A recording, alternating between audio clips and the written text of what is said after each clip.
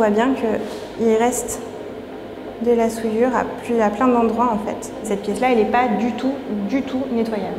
L'idée, c'est de prendre une pièce d'équipement ouvert en agroalimentaire, donc par exemple un pied de machine, et on va venir l'encrasser exprès avec une souillure qu'on prépare en laboratoire qui est composée de lait concentré et d'un traceur qui va être fluorescent aux UV. Une fois que cette pièce est encrassée, on la sèche et puis ensuite on va venir la nettoyer avec le robot. On va l'illuminer sous lumière UV pour pouvoir voir s'il reste ou non de la souillure. On va dire, selon notre test, il est bien nettoyable, donc on peut lui donner sa certification de nettoyabilité. Ou alors, celui-là, il n'est pas nettoyable et on peut aider l'équipementier à le concevoir mieux. On travaille avec Alcadia depuis plusieurs années. Chaque fois qu'on développe un nouveau robot destiné au monde de l'agroalimentaire, bien sûr, on échange, on collabore ensemble pour faire en sorte que le robot réponde parfaitement aux contraintes de l'agroalimentaire, notamment éviter des zones de rétention de bactéries, qu'on ait des zones d'écoulement chaque fois qu'on nettoie, qu'on lave le robot. Donc ce partenariat est effectivement très important pour faire en sorte que nos clients soient totalement satisfaits de nos produits.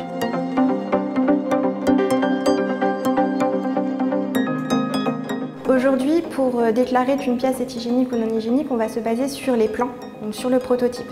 Et on va s'assurer que la pièce, elle suit tout un tas d'exigences en fait, de design hygiénique. Maintenant, on sait qu'entre ce qui se passe sur plan et ce qui se passe dans la vie réelle, il y a toujours une différence. La méthode avec le bras robotisé permet justement de gommer en fait cette incertitude et de voir qu'est-ce qui se passe sur une vraie pièce physique qui est vraiment sale et qu'on nettoie vraiment.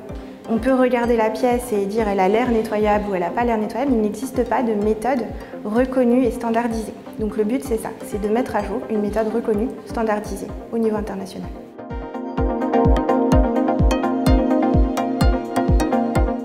Là vous voyez, j'ai un rendu 3D de la pièce que je veux travailler et avec un logiciel spécialisé, je vais créer une trajectoire autour qui répond toujours aux mêmes critères, donc qui est faite de façon systématique, de la même façon, quelle que soit la pièce, mais adaptée à sa géométrie.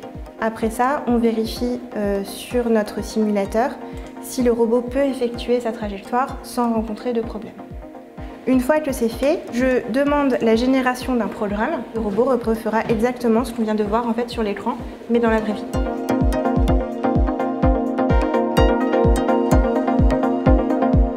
Le robot, c'est lui qui nous permet d'atteindre ce niveau d'exigence, de répétabilité et de fiabilité pour pouvoir donner à nos clients l'assurance que le test est bien réalisé à chaque fois et que les résultats sont justes. Et le but, c'est dans les prochaines années de l'étendre en fait à tous les équipements qu'on pourrait retrouver dans un atelier agroalimentaire.